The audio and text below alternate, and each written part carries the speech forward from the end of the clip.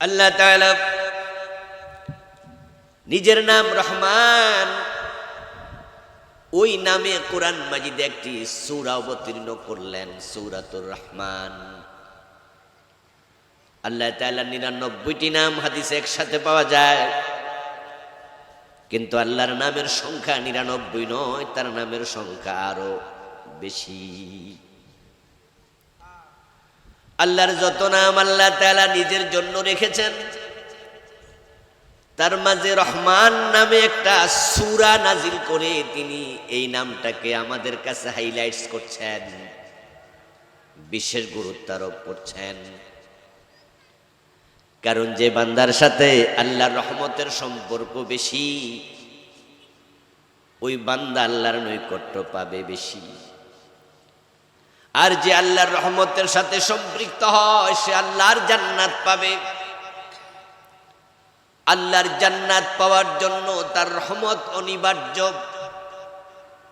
আবার বলছি, আল্লাহর জান্নাত পাওয়ার জন্য তার রহমত অনিবার্য। শুধু আমল দিয়ে কোনো মানুষ জান্নাত পাবে না। জান্নাত পাওয়ার জন্য আল্লাহর রহমতের দৃষ্টি লাগবে। আল্লাহকে খুশি করে আমল দিয়া তারপর বেহেশত পাবেন, এত আমল করার ক্ষমতা আমাদের আসলেও নাই। আমরা আমল করছি যেন আল্লাহ আমাদের আমলের উসিলায় আমাদের দিকে একটু করুণার দৃষ্টিতে তাকান। সেজন্য নবীজি একদিন তার সাহাবাদের সামনে আলোকপাত করতে গিয়ে বলেন, সহিহ বুখারীতে এসেছে, লান ইউনজিয়া হাদাম মিনকুম আমালু, ও আমার সাহাবারা আমল করো, তবে তোমাদের কারো আমলই কোনোদিন তাকে জাহান্নাম থেকে মুক্তি দেবে না। জাহান্নাম থেকে মুক্তি পেয়ে জান্নাত লাভ করার জন্য যে আমল করা দরকার সেটা করার সামর্থ্য তোমাদের নাই। লান লান ইউনজিয়া, লান শব্দটি ভবিষ্যৎকালে দৃঢ়তার সাথে কোনো জিনিসকে না করার জন্য ব্যবহৃত হয়। যেমন আপনি বললেন যে লা আকুলু, আমি খাবো না, ঠিক সে জায়গায় যদি বলেন লান আকুলা, আমি কখনোই খাবো না, লান আসে দৃঢ়তা দেবে ভবিষ্যৎকালে নফির জন্য, নায়ের জন্য। তো নবীজি এখানে লা শব্দটি প্রয়োগ করেন নাই, তিনি বলছেন লা ইউনজিয়া হাদাম মিনকুম আমালু, তোমাদের কারোই নেক আমল, তার আমল তাকে জাহান্নাম থেকে কখনো মুক্তি দিতে পারবে না। এই কথা শুনে কোন একজন সাহাবী প্রশ্ন করলেন, আওয়ালা আনতা ইয়া রাসূলুল্লাহ, হে প্রিয় নবী, বুঝলাম আমাদের আমল তো কম, আমাদের আমল আবার ত্রুটিযুক্ত, কিন্তু আপনার তো আমল অনেক বেশি। আপনি তো শুনেছি এমন নামাজ পড়েন, রাতের বেলায় দাঁড়িয়ে নামাজ পড়ার কারণে আপনার দুই পা পানিতে ফুলে যায়। আমরা তো শুনেছি মায়েশা থেকে বর্ণিত হাদিস, প্রিয় নবী যখন রুকুতে যান, এত লম্বা রুকু দিতেন নফল নামাজে। মায়েশা বলেন, আমি অনুমান করতাম তিনি সিজদার কথা বুঝি ভুলে গেলেন। আবার প্রিয় নবী যখন সিজদায় যেতেন, আমি মাঝে মাঝে ভাবতাম তিনি সিজদায় ইন্তেকাল করলেন কিনা। আমি উনার পায়ের মাঝে সিমটি দিলে তিনি পা নাড়া দিতেন, তখন বুঝতাম তিনি জীবিত আছেন। ও রাসূল, আমরা তো শুনেছি আপনি সাওমে বেসাল রাখেন। সাওমে বেসাল মানে হলো লাগাতার রোজা, যে রোজা ইফতারও নাই সাহারিও নাই।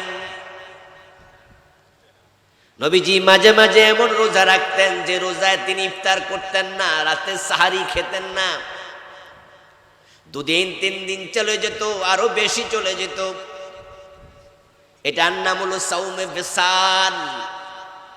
সহিহ বুখারীতে এসেছে, নবীজির এই জাতীয় রোজা রাখার কথা শুনে সাহাবারাও কেউ কেউ এমন রোজা রাখতে শুরু করলেন। রাসূলুল্লাহ সাল্লাল্লাহু আলাইহি ওয়াসাল্লাম খবর শুনে কোনো একদিন তিনি মসজিদে নববীতে দাঁড়ায়া ভাষণ দিয়ে বললেন, লা তুআসিলু বিসসাওম ও আমার সাহাবারা, তোমরা এমন রোজা রাখিও না, লা তুয়াসিলু বিসাওম, তোমরা সাওমে বেসাল রেখো না। তো সাহাবাদের মাঝ থেকে কোনো একজন বললেন, ইন্নাকা তুয়াসিলু, হুজুর আমরা শুনেছি তো আপনি তো এমন রোজা রাখেন। নবীজি জবাব দেন, আইয়ুকুম মিসলি ইন্নাল্লাহা তা'মানি ওয়া সাকানি, আরে আল্লাহর বান্দারা তোমরা তো আমার মতো না, আমারে আল্লাহ খাওয়ায়, আল্লাহ আমারে পান করায়। সুবহানাল্লাহ পড়ে। আমার সাথে আল্লাহর যে সম্পর্ক এটা তোমাদের সাথে নাই তো। এই জন্য সাহাবী প্রশ্ন করলেন, ইয়া রাসূলুল্লাহ ওয়ালা আনতা, আমল করে আমরা নাজাত পাবো না, কারণ আমাদের আমল কম, আমাদের আমল ত্রুটিপূর্ণ। আপনার তো আমল বেশি, আপনার আমল তো ত্রুটি মুক্ত, তাহলে আপনি তো আমল করে জান্নাত পাবেন। আমার রাসূল জবাব দেন, লা ইল্লা আইয়াতাগাম্মাদানি আল্লাহু বিরহমাতিহি। ও আমার সাহাবারা শোনো, আমল করার মাধ্যমে জান্নাত আমিও পাবো না, এত আমল করার ক্ষমতা আমারও নাই। যা করে আল্লাহকে খুশি করলে জান্নাত তিনি দেবেন, তবে আমি জান্নাত পাবো, কারণ আল্লাহ আমাকে তার রহমতের চাদর দিয়ে ঢেকে দিয়েছেন। ইল্লা, তবে আমি জান্নাত পাবো আইয়াতাগাম্মাদানি আল্লাহু বিরহমাতিহি, আল্লাহ তার রহমত দিয়ে আমাকে ঢেকে দিয়েছে, আমি রহমতের কারণে জান্নাত পেয়ে যাব। এবার নবীজি মুহাম্মদের মতো মহামানব যদি এত আমলের পরেও জান্নাত পাওয়ার জন্য আল্লাহ রহমতের কাঙ্গাল হন, আমাদের আল্লাহর রহমত কম দরকার না আরো বেশি দরকার? বেশি দরকার। তো আল্লাহ তাআলা নিজের নামে রহমান নামক সূরা নাজিল করলেন, করে তিনি এই নামটাকে তিনি একবারে প্রজ্জ্বল করতে চান, হাইলাইটস করতে চান। তো কোরআন মাজিদে সূরাতুর রহমান আমাদের আজকের প্রথম 4 আয়াত হলো আলোচ্য বিষয়। প্রথম শব্দ যেহেতু রহমান, তাই আমরা রহমান নিয়ে আগে কথা বলবো। রহমান মানে হচ্ছে এমন রহমতওয়ালা যার রহমতের কোনো শেষ নাই, মানে এমন রহমান, এমন রহমত যেটা সবার জন্য অবারিত, উন্মুক্ত। এই নামের কারণেই হিন্দুরা, খ্রিস্টানেরা, ইহুদিরা এ দুনিয়াতে খেয়ে পড়ে বেঁচে আছে। এই নামের কারণে নাস্তিকরা বেঁচে আছে। এলাকায় যখন বৃষ্টি হয় তখন কি হিন্দুর খেতে বৃষ্টি পড়ে না? একটু আওয়াজ করে বলেন না, পড়েনি। অথচ হিন্দু কি আল্লাহকে একটা সেজদা দিছে? এই যে বাতাসের মাঝে অক্সিজেন আছে, এই অক্সিজেন কি নাস্তিকেরা পায় না? আল্লাহর অক্সিজেন নিয়ে যারা বেঁচে আছে, এই নাস্তিকগুলো আল্লাহর নামটা পর্যন্ত স্বীকার করে না। আরে নাম তো দূরের কথা, আল্লাহ যে আছে এইটাই তারা মানে। আমার ভাই, বাবার সামান্য কথা, মায়ের সামান্য কথা যদি না শোনেন, একদিন, 2 দিন, 3 দিন দেখবেন যে আপনার বেয়াদব বলবে, বকাবকি করবে। আর যখন অবাধ্যতা বেশি করবেন তাহলে ধমক দিয়ে বলবে, তোর মতো ফোলা আমার কয়নি কয়নি মাঝে মাঝে। এরপরে কয়ে দেয়, এই আমার বাড়িতে বাইরে, আমার বাড়িতে যা। আচ্ছা, আল্লাহ তাআলা যদি নাস্তিকদের প্রতি তাকাইয়া বলতেন যে তোরা আমি আল্লাহ যে আসি এটা মানুষ না, ঠিক আছে, আমি যে আসি না আমি বুঝাইয়া দিমু, 5 মিনিটের জন্য তোর অক্সিজেন বন্ধ, অনলি 5 মিনিটস। যদি অক্সিজেন আল্লাহ নাস্তিকদের বন্ধ করে দিতেন, তাহলে পৃথিবীতে 5 মিনিট পরে নাস্তিক থাকতো কয়জন?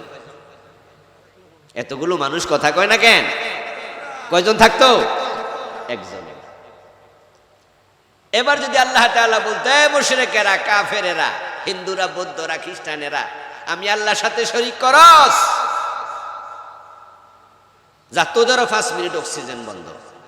5 মিনিট পরে পৃথিবীতে কাফের আর মুশরিক থাকতো কয়জন? কিন্তু এমন কাজ কি আল্লাহ কোনোদিন করছে?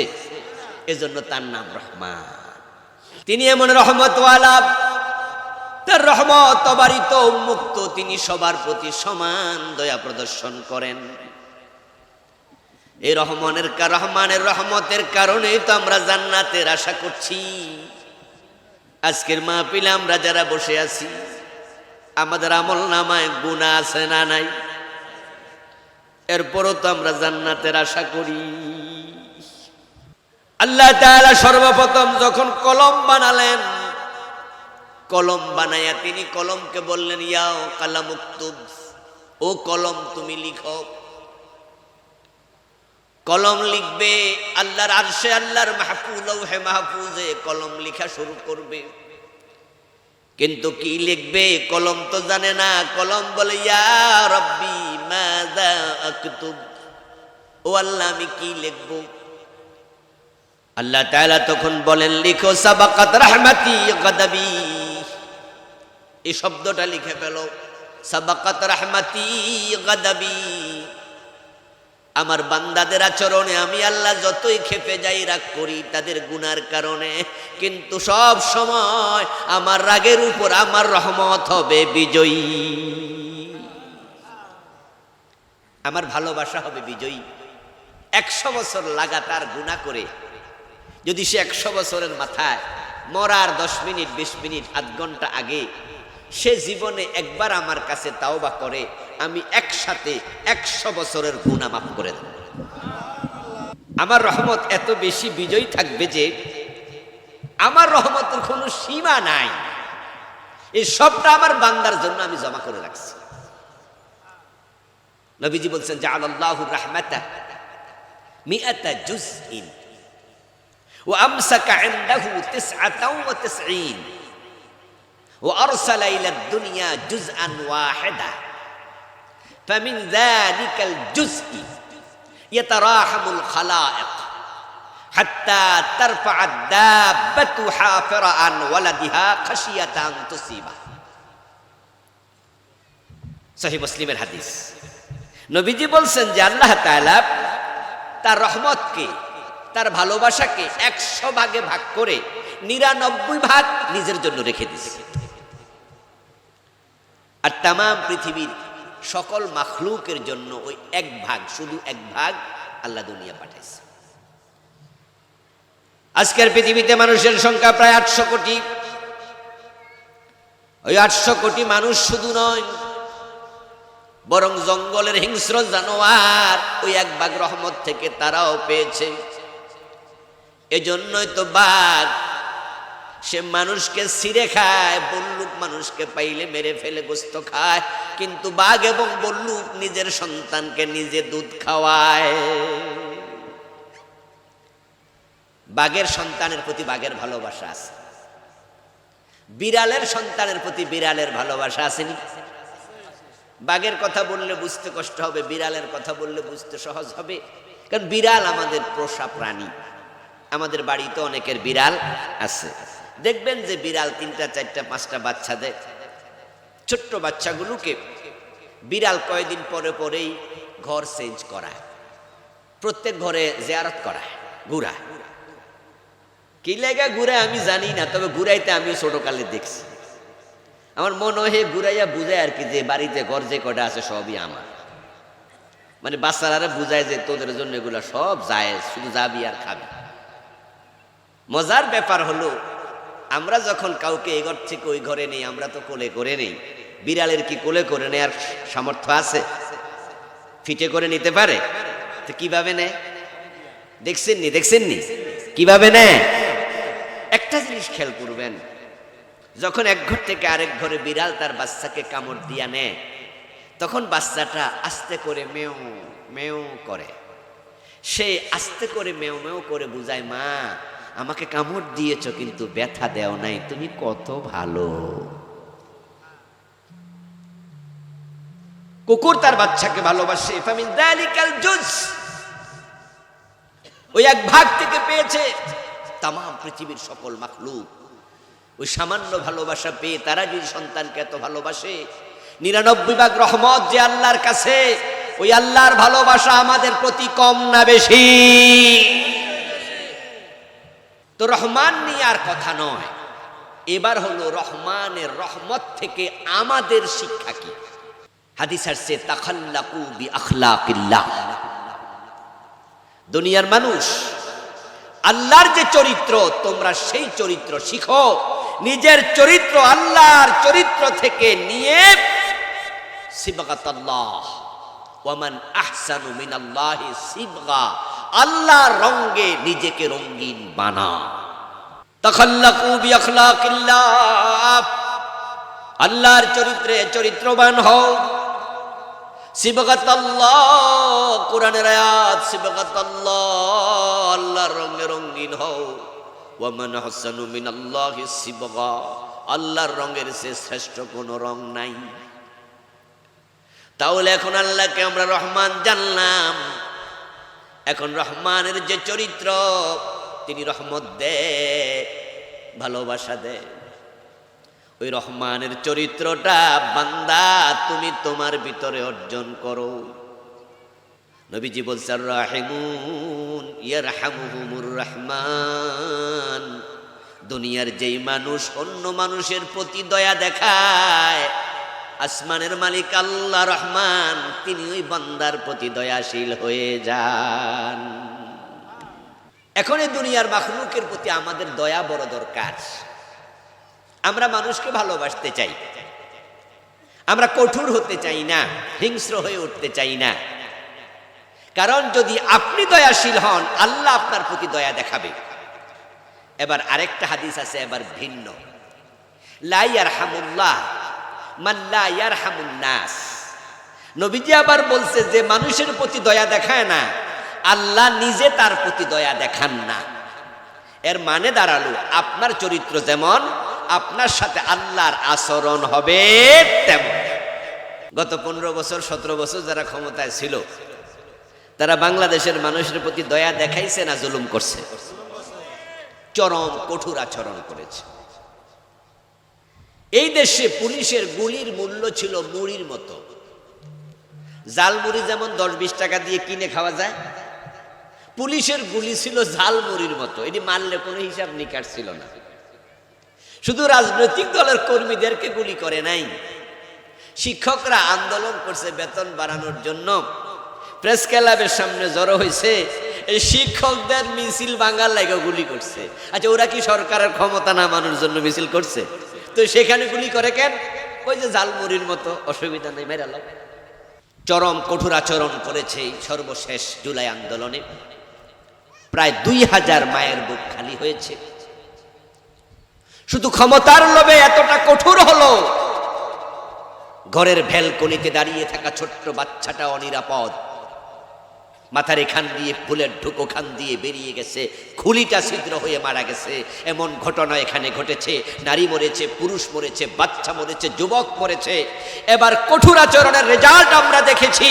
আল্লাহ তাআলা এমন ভাবে নাখোশ হলো, কঠোর আচরণ করলো, তারা আন্ডা বাচ্চা সহ দেশ থেকে পালাতে বাধ্য হয়েছে। এমন বেজ্জতি হয়ে পলাইছে যেটা বাংলাদেশের ইতিহাসে হয় নাই। সর্বশেষ গত 2-3 দিন আগে কি ঘটে গেল?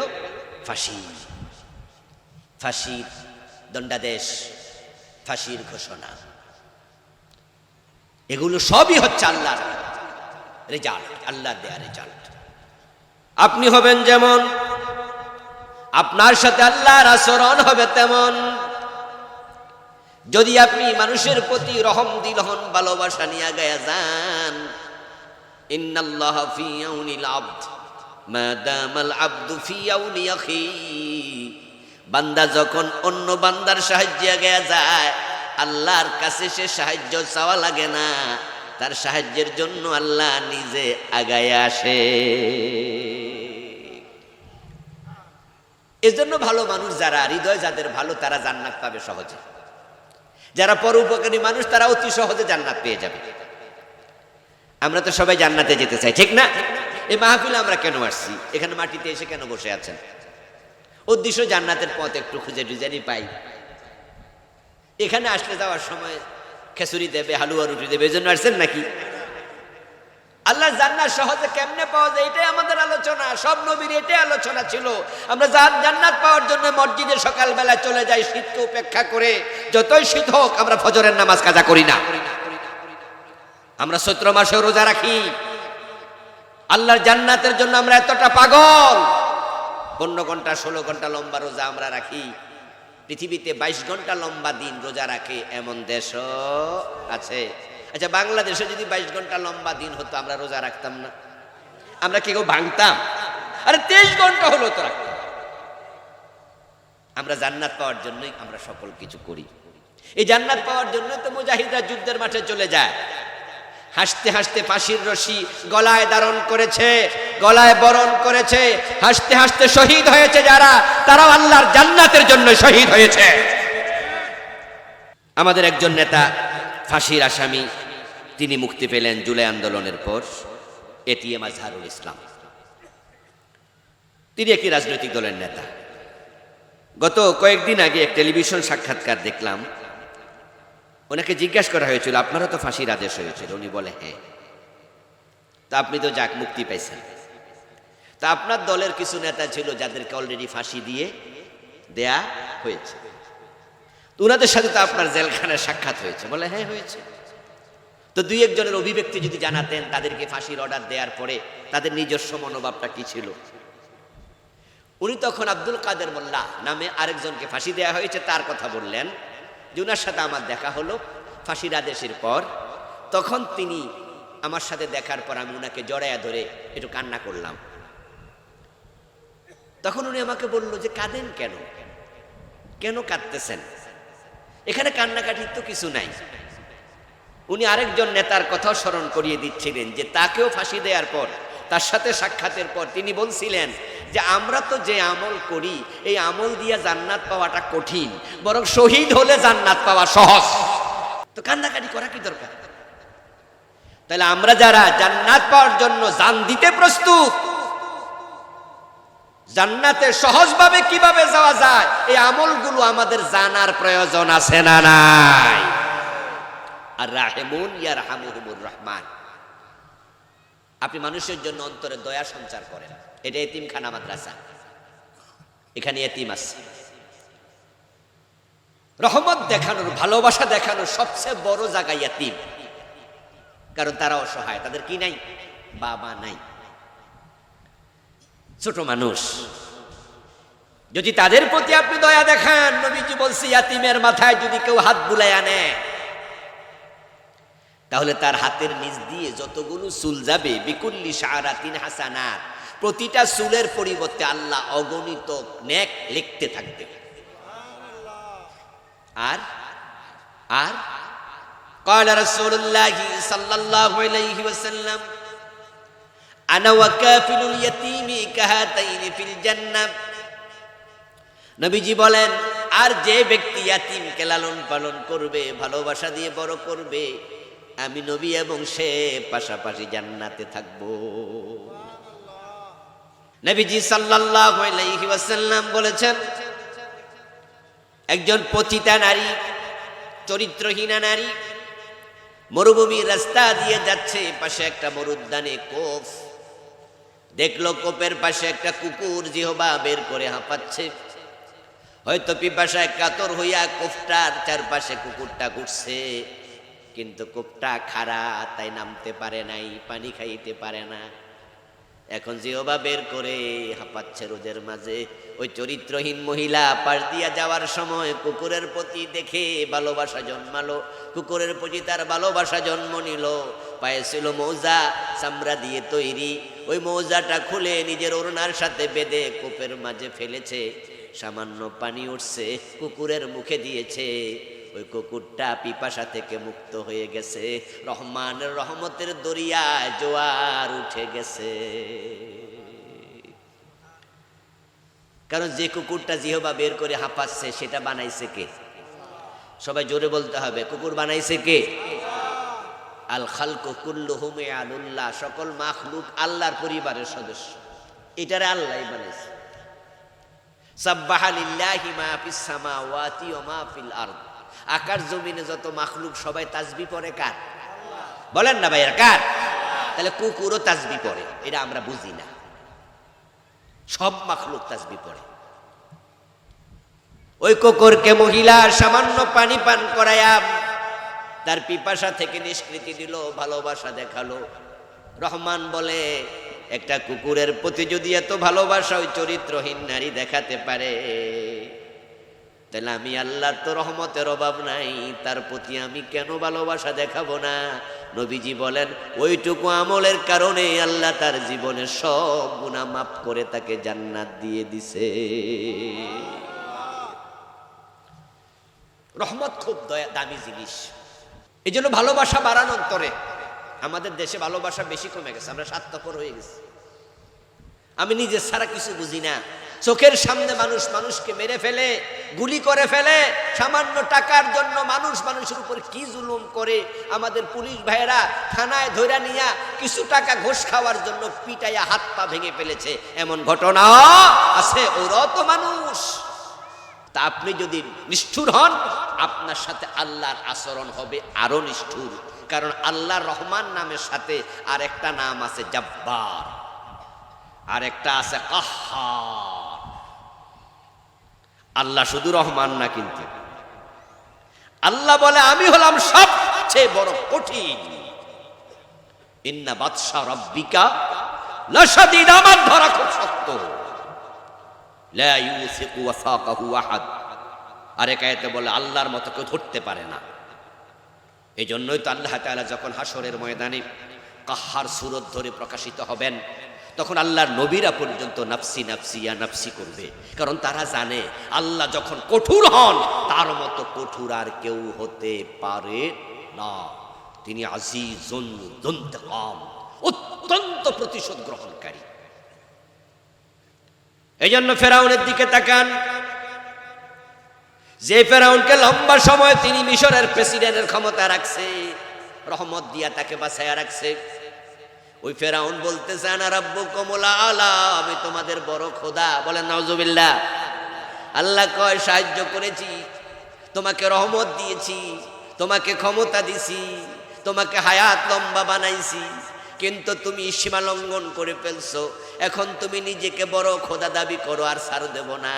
এখন তোমার প্রতি আমি আল্লাহ কঠোর হয়ে যাব। এবার তাকে পানির মাঝে চুবাইয়া মারলেন, কোন সাহায্যকারী আর নেই। ফেরাউনকে যখন আল্লাহ পানিতে চুবাইয়া মারে, জবাব জানা থাকলে একটু জবাব দেন। ফেরাউন কি একা ছিল না সাথে সৈন্য ছিল? সৈন্য বাঁচাইতে পারছে? ফেরাউন কি ঘুমে ছিল না সজাগ ছিল? দৌড় মাইরা বাঁচতে পারছে? পদত্যাগ করে গেছিল না ক্ষমতা ছিল? ক্ষমতা বাঁচাইতে পারছে? আল্লাহ বুঝাই দিছে আমি ধরলে ক্ষমতাও কিছু করতে পারে না, সৈন্যরাও পারে না, বরং আমি সৈন্য সহ ডুবাইয়া দিই। এই আমাদের লেডি ফেরাউনের সাথে আল্লাহ একই আচরণ করছে। পুলিশ তার, সেনাবাহিনী তার, বিজেপি তার, আর্মি তার, চৌকিদার তার। এটা কনস্টেবলের চাকরিও দিত না বিএনপি আর জামাত ইসলাম করলে, ঠিক না? আগে খবর নিত যে 14 গোষ্ঠীর ভিতরে বিএনপি আর জামাত আছে না, চাকরি নাই, মানে পুরা প্রশাসন তার। কিন্তু আল্লাহ যখন ধরে তখন সৈন্য সহ ধরে, কেউ বাঁচাতে পারে না। এমন ভাবে ধরছে 300 এমপি একসাথে পলাইয়া গেছে। এবার বলুন তো, এমন কোন খারাপ আচরণ যদি আমরা মানুষের সাথে করি, আমাদেরকে ধরার ক্ষমতা আল্লাহর আছে না নাই? তো আল্লাহর রহমত যদি পান, জান্নাত সহজ। নবীজি সাল্লাল্লাহু আলাইহি ওয়াসাল্লাম বলেন, ওই মহিলাকে আল্লাহ ক্ষমা করছে কুকুরকে পানি পান করানোর কারণে। আর কুকুর হলো নিকৃষ্ট মাখলুক। হাদিসে পাওয়া যায় যেখানে কুকুর থাকে সেখানে রহমতের ফেরেশতাও থাকেন, ওই ঘরে ঢোকে না। ছবি আর কুকুর থাকলে রহমতের ফেরেশতা যায় না। এ নিকৃষ্ট মাখলুক কুকুরকে পানি পান করাইলে যদি আল্লাহ পতিতাকে ক্ষমা করতে পারে, আর আমরা যদি আল্লাহর শ্রেষ্ঠ সৃষ্টি মাখলুক মানুষ ওদেরকে দয়া দেখাইতে পারি, ভালোবাসা দেখাইতে পারি, আল্লাহ কত খুশি হয়। কষ্ট লাগে মাঝে মাঝে দেখি বাড়িতে আগুন লাগছে, কিছু লোক পানি না নিয়ে হে ভিডিও করতেছে। গাড়ি অ্যাক্সিডেন্ট করছে, রুগী কত কষ্ট, হাত পা কেটে গেছে, রক্ত বের হচ্ছে, হেরা ভিডিও করতেছে, লাইভ দেখাইতেছে, হেল্প করছে না। আরো কিছু জালেম আছে যারা ওই অবস্থায় যা মানিবে ঘাতা। কথা বলেন না কেন? কি মিছা কইছি না হেসা কইছি? যাইয়া যাইয়া মহিলাদের গলার সেন্টার মেরে লইছে, মহিলা রক্তমুক্ত হবে, এ গলার সেন্টার আছে। এগুলো মানুষ নামের কলঙ্ক। অপেক্ষা করো, তুমি যেমন তোমার সাথে আল্লাহর আচরণ হবে তেমন আরেক জায়গায় আল্লাহ তোমাকে এমন ঠেকাইয়া দেবে তুমি কল্পনা করতে পারো না। আর মানুষের উপকার করলে আল্লাহ রহমত দেব, জান্নাত সহজ হয়, দুনিয়ার জীবনটা হয় একবারে স্মুথ। নবীজি জান্নাতে গেলেন মেরাজের রাতে, জান্নাতে গিয়ে দেখে এক ব্যক্তি হাঁটতেছে। قال رسول الله صلى الله عليه وسلم دخلت الجنة ورأيت فيها رجلا يتقلب। আমি জান্নাতে ঢুকে দেখি এক ব্যক্তি হাঁটে। ফেরদাউসে গিয়েও তাকে দেখলাম, নাইমে গিয়ে দেখলাম, খুলদে গিয়ে দেখলাম, মাওয়া গিয়ে দেখলাম, পুরা জান্নাতে সে হাঁটে, পুরা জান্নাত তার জন্য অবারিত মুক্ত। আমি ভাবলাম যে কত আমল জানি করছে আল্লাহ জানে। জিবরিলকে প্রশ্ন করলাম, জিবরিল আমিন বলো এ লোক কি কি আমল করছে, আমি আমার উম্মতকে তা শোনাইতে চাই, আমার উম্মত যেন পুরা জান্নাত খোলা পায়। জিবরিল আমিন বলে, ইয়া রাসূলুল্লাহ যা ভেবেছেন তা নয়, বরং দাখালাল জান্নাত ফি শাজারাতিন কাতাহা আন যাহরিত তারিকে তুদিন নাস। এই লোকটা পুরা জান্নাত পাইছে একটা আমলের কারণে, সেটা হলো রাস্তায় চলাচলের পথে একটা গাছ ছিল রাস্তার মোড়ে। এখন যারা নতুন পথিক রাতের বেলায় দেখতো না, হোঁচট খেয়ে ব্যথা পেত, লোকটা সিদ্ধান্ত নিল ওই গাছটা কেটে রাস্তা ফ্রি করে দেই। রাস্তাটা খোলা করে দিয়েছে, রাস্তাটাকে স্মুথ করে দিয়েছে। অতটুকু আমলে আল্লাহ খুশি হইয়া তার জন্য পুরা জান্নাত খুলে দিছে। এখন আমরা হাজী সাহেব গাজী সাহেব নামাজি হইয়া অনেকে অন্যের রাস্তা আরো আটকাইয়া দিই, এমন লোক আসেনি কুমিল্লা? দুই একজন আজকের মাহফিল আছে। কি করে? রাস্তা আটকাইয়া দেয়, রাস্তা চিকন বানাইয়া দেয়, রাস্তা আগে আসলে ওয়াল তুলে দিচ্ছে, কোনো আমার জায়গা যেতে পারবে না। ও দোস্ত, আপনি যে অন্যের ক্ষতি করছেন, অপেক্ষা করুন, আপনার ক্ষতি আর কেউ করা লাগবে না। আপনি অন্যের ক্ষতি করবেন, আল্লাহ আপনার ক্ষতি করে ফেলবে। তো আর রহমান নিয়ার কথা নয়, পরের অংশ আল্লামাল কোরআন। আল্লাহ নিজের নাম রহমান বলার পর এবার বলছি তিনি কোরআন শিক্ষা দিয়েছেন। রহমানের দ্বিতীয় আয়াত, আল্লামাল কোরআন, তিনি কোরআন শিখিয়েছেন। আমার প্রিয় ভাইয়েরা, রহমান নাম বলার পর কোরআন শিখিয়েছেন, এই কথা কেন বললেন? এই কথা বলার কারণ, কোরআন হচ্ছে রহমানের সবচেয়ে বড় রহমত। কোরআন নাজিল করার মতো আমাদের উপরে আর কোনো বড় রহমত নাই। কোরআন আসার আগের যুগের নাম আইয়ামে জাহিলিয়া, আর কোরআন আসার পরের যুগের নাম খাইরুল কুরুন। কোরআন যখন আসেনি, মানুষগুলো ছিল অমানুষ, চুরি ডাকাতি রাহাজানি ছিনতাই সহ যত অন্যায় অনাচার সব করত। ওই যুগটাই ছিল জাহিলিয়াতের যুগ, অসভ্যতার যুগ, বর্বরতার যুগ। কোরআন আসার পর এত চেঞ্জ হলো, খাইরুল কুরুনি কারনি। আমার রাসূল বলেন, আমার যুগ হচ্ছে পৃথিবীর সর্বশ্রেষ্ঠ যুগ। কোরআন হচ্ছে আমাদের উপর আল্লাহর সবচেয়ে বড় দয়া। এই জন্য আর রহমান বলার পরে পরবর্তী আয়াত কি? আল্লামাল কোরআন, রহমান কোরআন শিখিয়েছেন। এখন যে রহমান আমাদের কোরআন শিখালেন, যারা আমার সামনে আছেন তারা সকলে জবাব দিয়েন, আমরা সকলে কি কোরআন পড়তে পারি? তাহলে সকলে আমরা পারি না। যারা কোরআন পড়তে পারেন না, তাহলে বোঝা গেল আল্লাহর সবচেয়ে বড় রহমত থেকে আপনি বঞ্চিত। এবার বলুন তো, কোরআন আমরা যারা পড়তে পারি, আমরা সকলে কি অর্থ বুঝি? তো আল্লাহ কি বললো সেটাই বুঝলেন না, তো পড়তে পাইরা লাভটা কদ্দুর হইল? কোরআন কি কোনো মন্ত্র? আরে হ্যাঁ না বলে না কেন ভাইয়েরা? কোরআন কি কোনো মন্ত্র যে আপনি গুনগুন গুন করে পড়লেন শেষ? কোরআন তো আমলের কিতাব, এটা তো মানার কিতাব, এটা তো আমাদের সংবিধান।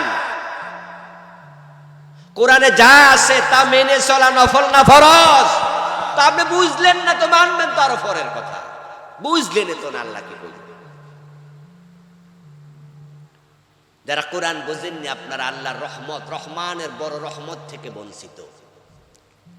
এবার বলুন তো আমরা যারা বুঝি, এই বুঝা কোরআনে আল্লাহ যা বলছে আমরা সেটা সব মানি তো? কোরআনে আছে সর ধরে হাত কাটো, কাটছেন তো? কাটলেন না। কোরআনে আছে জেনা করলে 100 বেত লাগাও, অবিবাহিত লোক। বাংলাদেশে জেনা ব্যভিচার আছে, 100 বেত কোন আদালত লাগাইছে? তো রহমত পাবেন কেমনে? এই জন্য তো বাংলাদেশ গজবে ভরা, এখানে রহমত নাই। প্রত্যেকে বিপদে আছেন। গত 17 বছর আমরা বিপদে ছিলাম, এই 17 বছর আমরা যারা বিপদে রাখছিল এখন তারা বিপদে আছে। তাহলে ঘুরে ফিরে কি সবাই বিপদে? আমি কথা কি বুঝাইতে পারতেছি? এর আগে হেরা বাড়ি, আমরা বাড়িতে ঘুমাইতে পারি না, অনেকে কোরআনওয়ালারা অনেকে বাড়িতে ঘুমাইতে পারে না, 20টা 30টা মামলা। আর আপনারা যারা সুবিধাবাদী হেরার কথা কইতাছি না, আপনারা যারা সুবিধাবাদী এরা সব সময় ভালো থাকবেন, কারণ বোবার কোনো শত্রু নাই। বোবার তো মুখে নাই, শত্রু আইব করতে। আস-সাকিতু আনিল হক শয়তানুল আখরাস। সমাজে অন্যায় দেখেও কথা বলবেন না, রাষ্ট্রে জুলুম দেখে কথা বলবেন না। হক না বলে যে চুপ থাকে সে হলো বোবা শয়তান। তো যারা বোবা শয়তান আছেন তাদের অসুবিধা নেই, তারা গত 15 বছরও শান্তিতে ছিলেন, এখনো আপনারা শান্তিতে আছেন, আপনাদের সমস্যা নেই। কিন্তু যারা বলে না কোনো অন্যায় সহ্য করা হবে না, অন্যায়ের বিরুদ্ধে কথা বলেছিলেন, তখন আপনি মামলা, হামলা, জেল, জরিমানার মুখোমুখি হয়েছেন। ইনসাফ নাই এই দেশে, কোরআনের বিধান নাই এই দেশে। আপনার নিজের অর্জিত টাকা আপনি নিজে বুক পকেটে নিয়ে হাঁটবেন এ সাহস আপনার নাই। আপনার টাকা আপনি লুকায়া রাখেন। ব্যাংক থেকে টাকা নিয়ে বাড়িতে আসার সময় লা ইলাহা ইল্লা আনতা সুবহানাকা ইন্নী কুনতু মিনাজ জালিমিন পড়তে পড়তে বাড়ি পর্যন্ত আয়ন লাগে। কোন সময় কোন চোরে ধরে, কোন ডাকাতে ধরে, পিস্তল লইয়া সামনে খাড়া, কোয়া তো যায় না। অথচ বলে এই দেশের রাষ্ট্রধর্মের নাম কি? ইসলাম। অর্থ কি? তো শান্তি কই?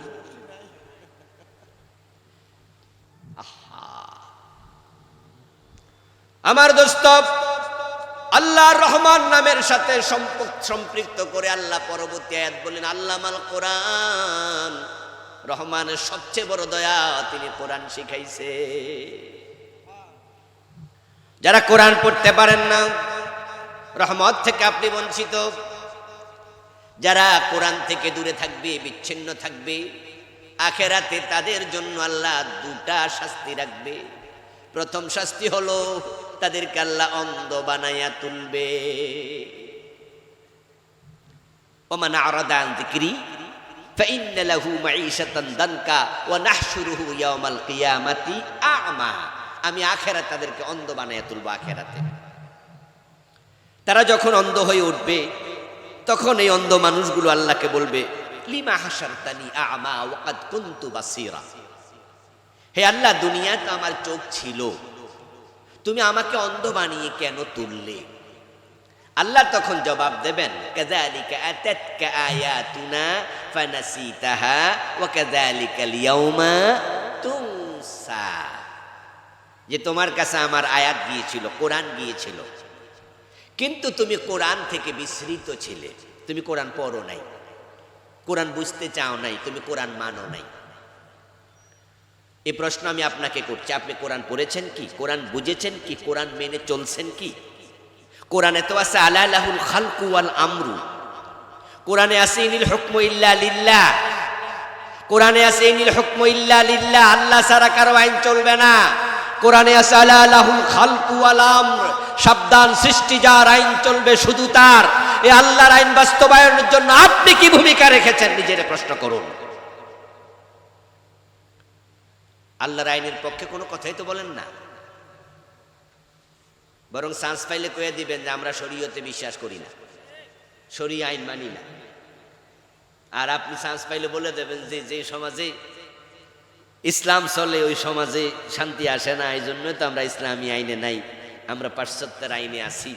ঘুরাইয়া ফিরে বুঝাই দেবেন হুজুরদের কথা শুনে লাভ নাই, হুজুররা কইব এই সুদ খাওয়া হারাম, আমরাও তো বুঝি সুদ যদি রাষ্ট্রীয়ভাবে বন্ধ হয় তাহলে IMF লোন দেবে না, বিশ্ব ব্যাংক লোন দেবে না, ADB লোন দেবে না, IDB লোন দেবে না, রাস্তাঘাট হবে না, বিদ্যুৎ হবে না, দেশ উন্নত হবে না। এই জন্যই তো আমরা হুজুররা ভোট দেই না। আর হুজুররা কথায় কথায় চোর ধরে হাত কাটে নেবো, তো চোর ধরে হাত কাটলে চোরে ভাত খাইবো কেমনে? আপনার কত মায়া, কত দরদ, কত যুক্তি, এসব খাটাইয়া আপনি ইসলামকে স্টাবলিশ করার জন্য ভূমিকা রাখেন না। কোরআনকে তেলাওয়াত করে করে তাকে রেখে দিয়েছেন। কোরআনকে আল্লাহ তাকে রাখতে পাঠায় নাই, এ কোরআনকে সংসদে পাঠাইয়া বাস্তবায়নের জন্য আল্লাহ পাঠাইছে। এটা আইনের কিতাব, এটা সংবিধানের নাম। এ কোরআনের সাথে আপনার ভূমিকা কি? আপনার কোরআনের সাথে ডিলিংসটা কি? এটা আল্লাহ দেখে আপনাকে চোখ দেবেন না অন্ধ বানাবেন, তিনি সিদ্ধান্ত নেবেন। যারা কোরআনের পক্ষে ছিল, কোরআন পড়েছে, কোরআন বুঝেছে, কোরআন মানার জন্য পাগল পারা, তারা মিছিল করে শরীরের সব বল দিয়া আল কোরআনের আলো গড়ে গড়ে জালো। কিন্তু এই মিছিলে আপনি নাই। এটাকে আপনি ভাবতেছেন এটা দলীয় মিছিল। আচ্ছা, কোরআন কোন দলের? তা আপনি দলীয় মিছিল বললেন কেন এটাকে? কোরআন হাদিস যেখানে আমরা আসি, তো কোরআন তো সভা, আপনি থাকবেন না কেন? তা আল্লাহ আপনারা অন্ধ বানিয়ে দেবে, চোখটা আল্লাহ কেড়ে নিয়ে যাবে। আল্লাহ বলবে, মিয়া কোরআন দিয়েছিলাম তো, তুমি এটা থেকে বিমুখ ছিলে। ওয়াকাযালিকাল ইয়াউমা তুনসা, এজন্য আজকের এই দিনে আমি তোমাকে ভুলে গেলাম। তোমার মতো বান্দা আমার দরকার, তোমার আমি আর খবরই নিব না, যাও।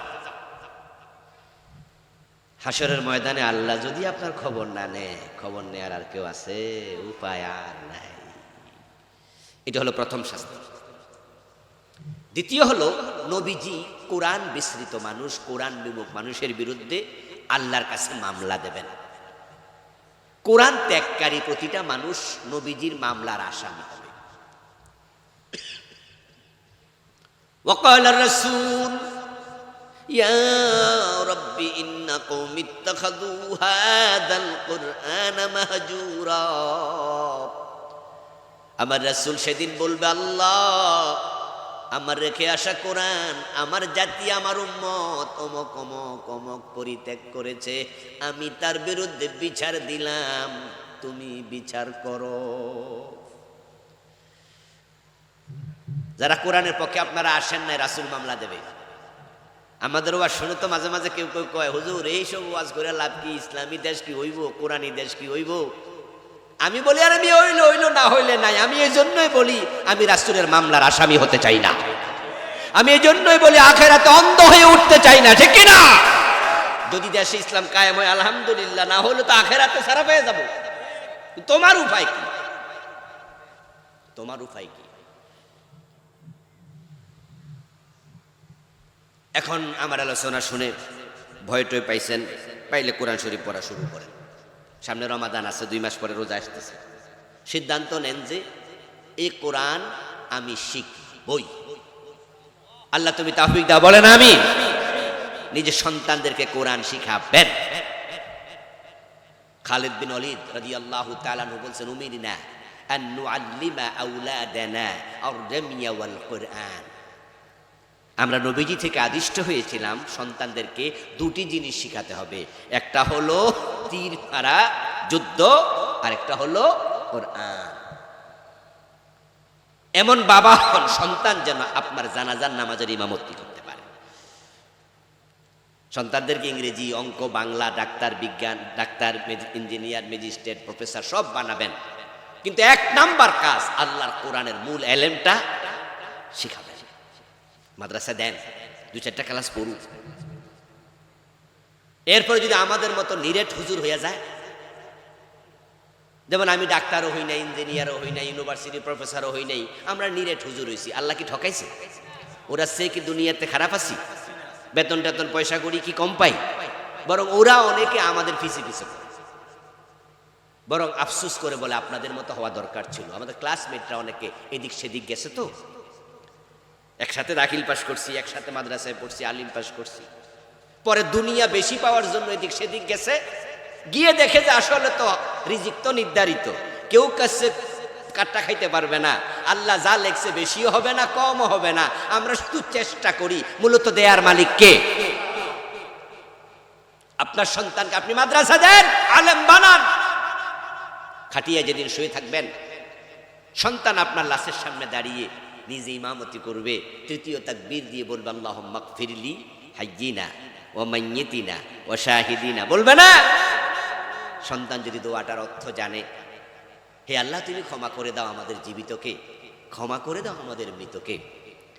এই যে মৃত বলতে তার বাবা, তার লাশ সামনে মসজিদের হুজুর যদি এ দোয়া করে, হুজুরের দোয়াটা আসবে মুখ থেকে। আর সেই ইমাম যদি আপনার নিজের সন্তান হয়, দোয়াটা আসবে তার কলিজার ভিতর থেকে। আল্লাহ আপনাকে এখানে মাফ করে দেন। এরপরে হলো কোরআনের বাস্তবায়ন, কোরআনের আমল। পড়লেন, বুঝলেন, কিন্তু মানলেন না, চলবে না। কোরআন মানতে হবে। এখন পরিবারে পর্দা দরকার। মেয়ে পর্দা করে না, বাবা দায়ুস। স্বামী নামাজি, বউ পর্দা করে না, নামাজি স্বামী রে দায়ুস। এই জন্য কোরআন যা আছে সেটা মানো। নিজে নামাজ পড়লে হবে না, পরিবারের সন্তান সন্ততিকেও নামাজ পড়াতে হবে। কোরআন ব্যক্তি জীবনে মানলে চলবে না, পারিবারিক জীবনে, রাষ্ট্রীয় জীবনেও মানতে হবে। কোরআনের কিছু আয়াত আছে ব্যক্তি জীবনে, কিছু আছে রাষ্ট্রীয় জীবনে। এখন আপনি কোরআনের কিছু মানবেন, কিছু মানবেন না। সুবিধাবাদ জিন্দাবাদে মোমেন হওয়া যায় না। আর রহমানু আল্লামাল কোরআন, 3 নম্বর আয়াত, খালাকাল ইনসান, তিনি মানুষ বানাইছে। কোরআনের কথা বলে আবার মানুষের কথা কয়। আল্লাহ বুঝাইয়া দেয়, মানুষ যেহেতু আমি বানাইছি, আমার কালাম কোরআন তোমাদের মানতেই হবে। কোরআন মাজিদে প্রথম আয়াত যেটা অবতীর্ণ হয় সূরা আলাকের 1 নম্বর আয়াত, ইকরা। 1 নম্বর আয়াত কি? ইকরা শব্দের অর্থ কি? পড়ো। ইকরা বিসমি রাব্বিকাল্লাযী খালাক, খালাকাল ইনসানা মিন আলাক। এখানেও দেখেন খালাকাল ইনসান, ওখানেও কি আছে? খালাকাল ইনসান। ওখানে আল্লামাল কোরআন বলে খালাকাল ইনসান, এখানে ইকরা বলার পরে খালাকাল ইনসান। এর জন্য যত মানুষ আছে, মানুষ যদি হতে চাও তোমাকে আল্লাহর কোরআন শিখতেই হবে। আল্লামাহুল বায়ান। এবার 4 নম্বর আয়াত, আল্লাহ তাআলা কত সুন্দর করে আমাদের কয়, ও আমার বান্দা, যে মুখ দিয়া তুমি কথা বলো, এই যে কথাটা তুমি বলছো, আমি আল্লাহ তোমার কথাটা শিখাইছি। আমাদেরকে কথা বলা শিখাইছে কে? সুবহানাল্লাহি ওয়া বিহামদি। আমাদেরকে আল্লাহ তাআলা কথা বলা শিখাইছে। এই পৃথিবীতে বর্তমানে ভাষার সংখ্যা ৭,১০০-র বেশি। ৬০০-র কম বেশি ভাষা অলরেডি মরে গেছে। মানে এগুলো একসময় পৃথিবীতে ছিল, এখন আর এই ভাষাগুলো পৃথিবীতে নাই। আপনি লক্ষ্য করবেন, ভাষা যে আল্লাহ শিখাইছে, ভাষার সংখ্যা শুনে তো বুঝছেন ৭,০০০-এর বেশি। ৭,১০০ কয়টা? এই প্রত্যেকটা ভাষা আল্লাহ মানুষকে শিখাইছে। আল্লামাহুল বায়ান। আমাদের বাংলাদেশে যারা জন্ম নেই আমরা, বয়স যখন আমাদের মাত্র ৩-৪ মাস হয়, তখন কিন্তু আমরা মায়ের কোলে বসে আমরা কথা বলতে শুরু করি। আচ্ছা, মায়ের কোলে বা মায়ের বুকে দুধ খেয়ে আমরা যখন কথা বলি, তখন আমরা দাদা, মা, মা এগুলো বলি না, বু বু। আচ্ছা, এই ছেলেটা যদি ইংল্যান্ডে জন্ম নিত, এদিকে দাদা কইতো। এটা সৌদি আরবে জন্ম নিলে দাদা কইতো। তো 3 বছর বয়স বাচ্চা হেরে কেডা শিখাইলো দাদাটা বাংলা শব্দ? এখানে আল্লাহর হাত আছে না নাই? বাংলাদেশে ভাষা আছে 54টা। আমাদের সরি ভুল বলছি, 45টা। এই দেশে জাত আছে 54টা। মগ, মুরং, চাকমা, সাঁওতাল, টিবরা, প্রত্যেকের আলাদা আলাদা ভাষা আছে। এই জন্য আমাদের দেশে 54 প্রজাতির মানুষ বসবাস করে, ভাষা আছে 45। তার মাঝে যে বাংলা ভাষাটা আমরা বলি, এই বাংলা ভাষার ভেরিয়েশন দেখেন, সিলেটে গেলে ঢাকারটা মিলে না, ঢাকা গেলে কুষ্টিয়ারটা মিলে না, কুষ্টিয়া গেলে চিটাগাংটা মিলে না। প্রতি 30 থেকে 50 মাইল গেলে ভাষার মাঝে চেঞ্জ আসে, এই ভিন্নতা আসে। আল্লাহ বলে আল্লামাহুল বায়ান, আমি আল্লাহ সবগুলো ভাষা তোমাদেরকে শিখাইছি, এটা আমার দয়া।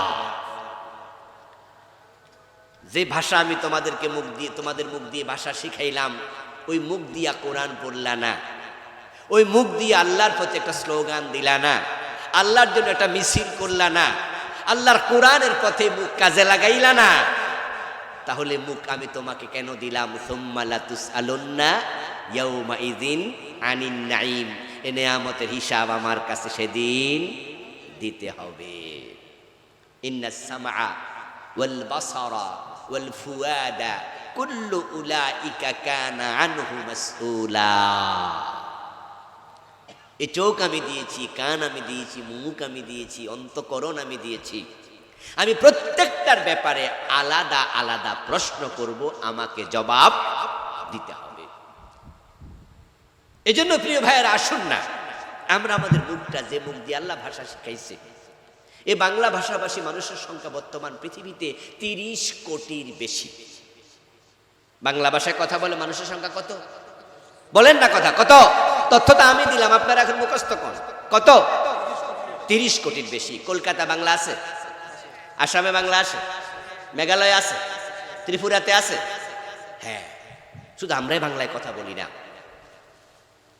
এই যে 30 কোটির বেশি বনি আদম বাংলায় কথা বলে, এখন যারা আমরা মুখ কাজে লাগাতে পারি, হাত কাজে লাগাতে পারি, চোখ কাজে লাগাতে পারি, কলম দিয়ে লিখতে পারি, মুখ দিয়ে বলতে পারি, চোখ দিয়ে পড়তে পারি, আল্লাহর নেয়ামতগুলো কাজে লাগাইয়া বাংলা ভাষায় যদি ইসলামের প্রচার প্রসার শুরু করে দেই, তাহলে আল্লাহর কাছে জবাব দেয়া সহজ হয়ে যাবে।